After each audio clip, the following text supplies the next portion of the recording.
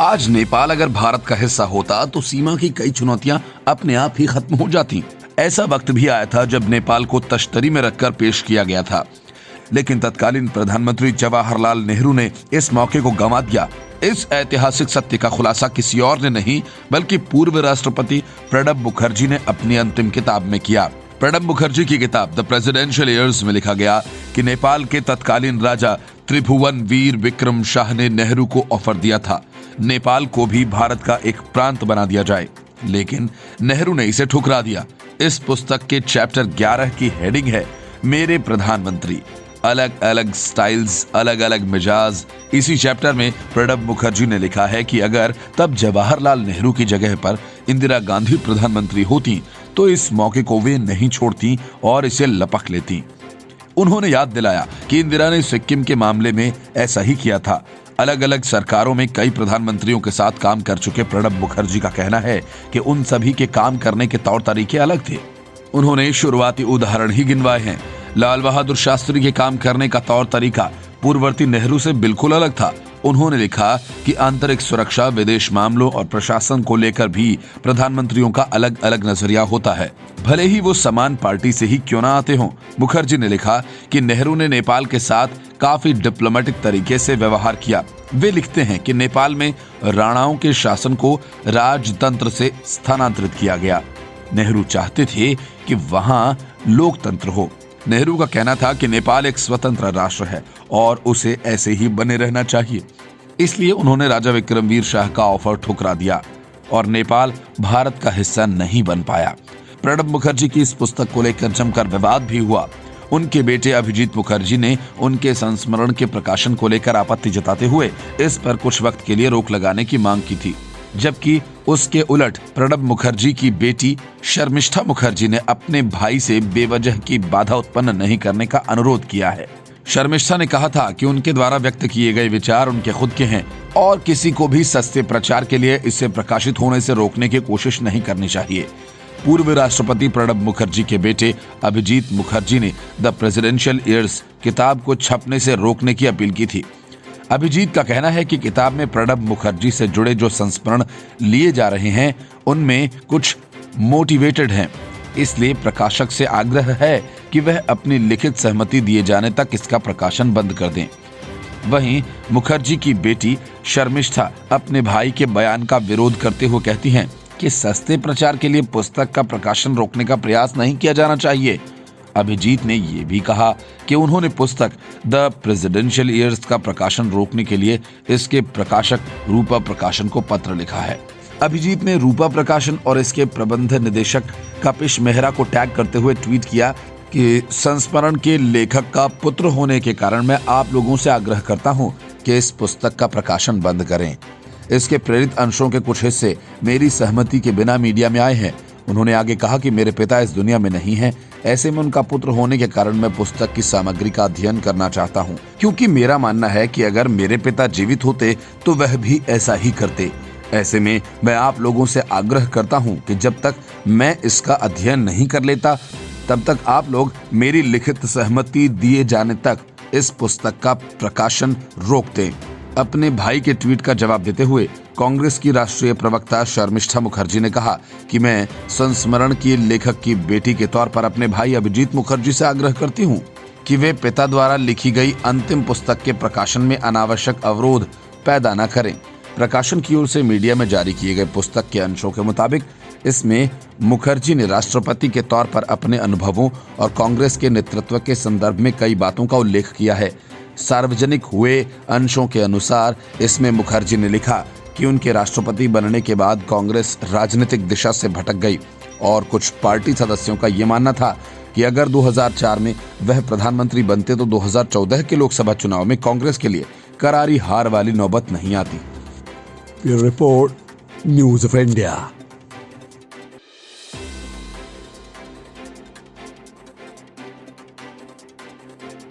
शिवसेना की नेता और अब एमएलसी बनने जा रही उर्मिला मातोंडकर ने बड़ा सियासी खेल कर दिया। फिल्म अभिनेत्री से नेता बनी उर्मिला शिवसेना से पहले कांग्रेस में थी। कांग्रेस की टिकट पर मुंबई से उन्होंने चुनाव भी लड़ा।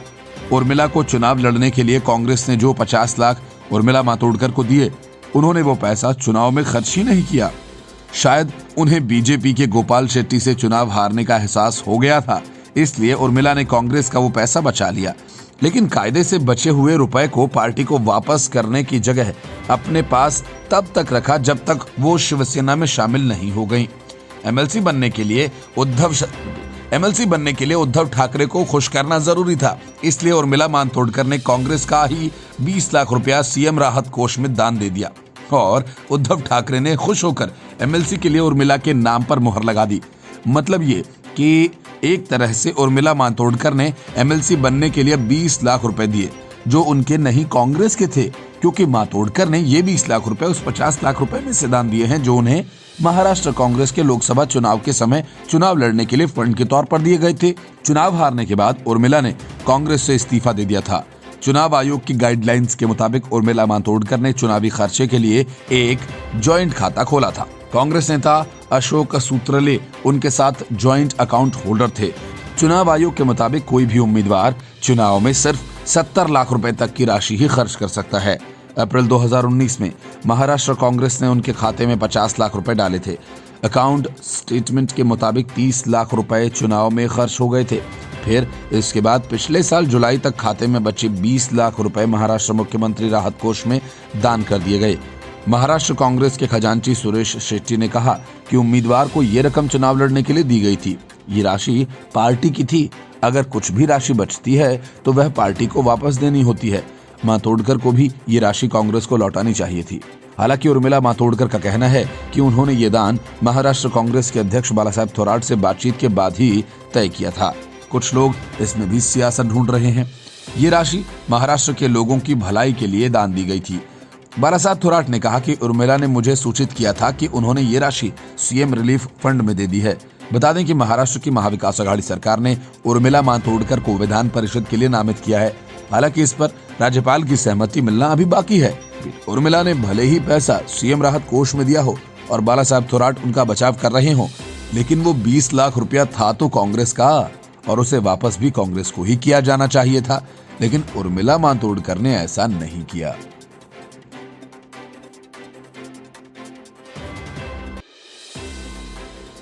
पूर्व राष्ट्रपति प्रणब मुखर्जी की किताब द प्रेसिडेंशियल ईयर्स में बात तो पीएम मोदी से लेकर अरविंद केजरीवाल तक की है, लेकिन सबसे बड़ी बात सोनिया गांधी के बारे में कही गई है। प्रणब मुखर्जी ने अपनी किताब में सोनिया गांधी पर घमंड में आकर कुछ बेहद खराब फैसले करने का भी आरोप लगाया। 2014 लोकसभा चुनाव में कांग्रेस की हार के बारे में प्रणब मुखर्जी ने लिखा कि उस दौरान पार्टी की हार की एक मुख्य वजह ये थी कि वे लोगों की उम्मीद और आकांक्षाओं को पूरा करने में असफल रही थीं और कुछ वरिष्ठ कांग्रेस नेताओं की राजनीतिक अनुभवहीनता और घमंड ने भी आगे पार्टी को नुकसान पहुंचाया। प्रणब मुखर्जी ने संस्मरण में लिखा कि मुझे लगता है कि संकट के समय पार्टी के नेतृत्व को अलग दृष्टिकोण से आगे आना चाहिए। अगर मैं सरकार में वित्त मंत्री के तौर पर काम जारी रखता तो मैं गठबंधन में ममता बनर्जी का रहना सुनिश्चित करता। इसी तरह से महाराष्ट्र को भी बुरी तरह से संभाला गया। इसकी एक वजह सोनिया गांधी की तरफ से लिए गए फैसले भी थे। मैं राज्य में विलासराव देशमुख जैसे मजबूत नेता की कमी के चलते शिवराज पाटिल या सुशील कुमार शिंदे को वापस लाता। मुखर्जी ने लिखा कि मुझे नहीं लगता कि मैं तेलंगाना राज्य के गठन को मंजूरी देता। मुझे पूरा भरोसा है कि सक्रिय राजनीति में मेरी मौजूदगी से ये सुनिश्चित हो जाता कि कांग्रेस को वैसी मार न पड़ती जैसी 2014 लोकसभा चुनाव में पड़ी। दिवंगत पूर्व राष्ट्रपति प्रणब मुखर्जी की आत्मकथा द प्रेसिडेंशियल ईयर्स बाजार में आने के बाद से सुर्खियां बटोर रही है। इसमें यूपीए 2 से टीएमसी के अलग होने को लेकर भी बातें लिखी हैं। साल 2012 में ममता बनर्जी ने यूपीए 2 सरकार से अपना समर्थन वापस ले लिया था, क्योंकि ममता बनर्जी प्रत्यक्ष विदेशी निवेश, सब्सिडी वाले गैस सिलेंडर्स और पेट्रोल डीजल के लगातार दाम बढ़ाने को लेकर यूपीए के साथ एकमत नहीं थी। जब ममता बनर्जी ने यूपीए 2 सरकार से समर्थन वापस ले लिया था, तब पूर्व प्रधानमंत्री डॉक्टर मनमोहन सिंह के पास ही वित्त मंत्रालय था। संकट के समय में नेतृत्व पर विचारों को उजागर करते हुए प्रणब मुखर्जी ने अपनी आत्मकथा में लिखा कि मेरा मानना है कि संकट के समय में पार्टी के नेतृत्व को एक अलग दृष्टिकोण से विकसित करना चाहिए। अगर मैं सरकार में वित्त मंत्री के रूप में जुड़ा होता तो यूपीए गठबंधन में ममता बनर्जी की निरंतरता को सुनिश्चित करता।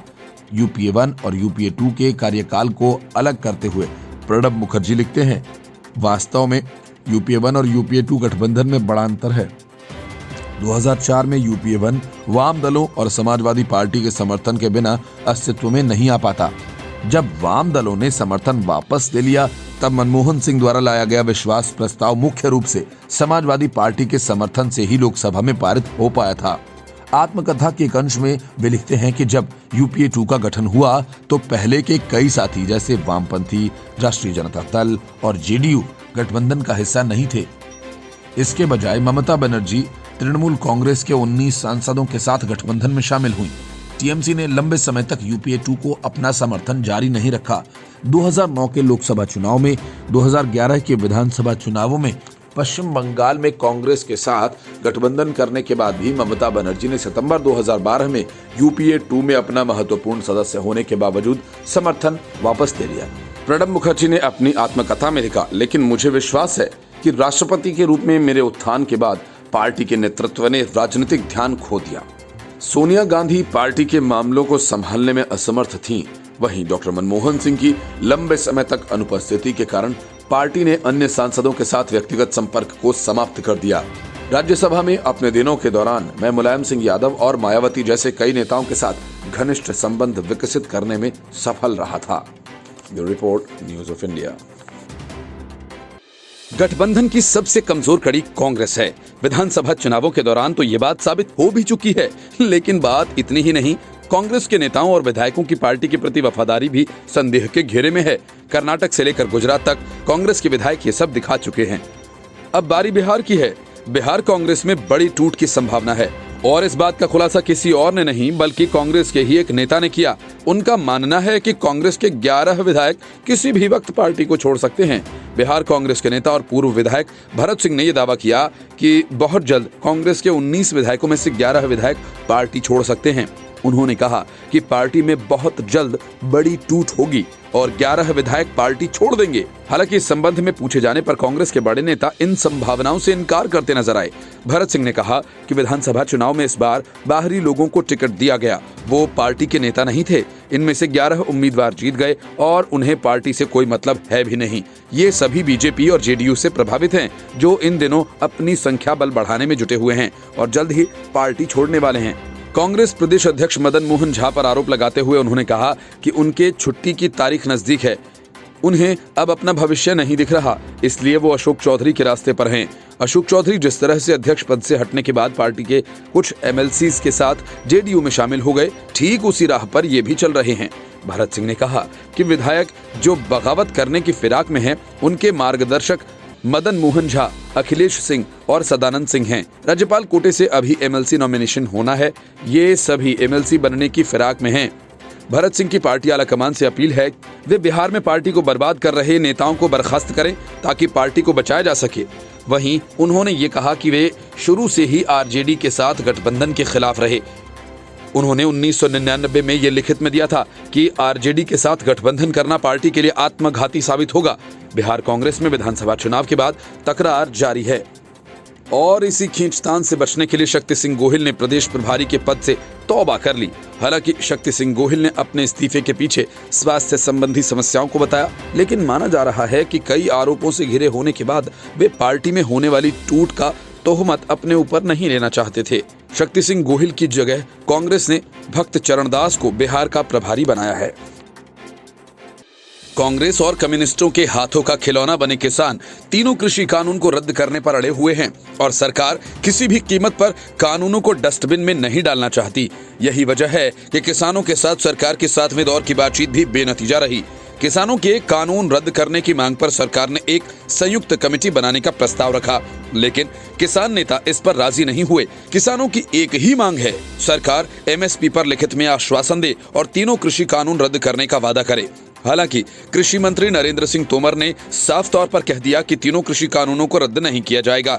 इसके लिए किसान चाहें तो सुप्रीम कोर्ट का दरवाजा खटखटा सकते हैं। ये बातें बैठक में शामिल किसान मजदूर संघर्ष समिति के सरवन सिंह पंधेर ने कही। उन्होंने कहा कि हम पंजाब के युवाओं से लंबी दौड़ की तैयारी करने का आग्रह कर रहे हैं।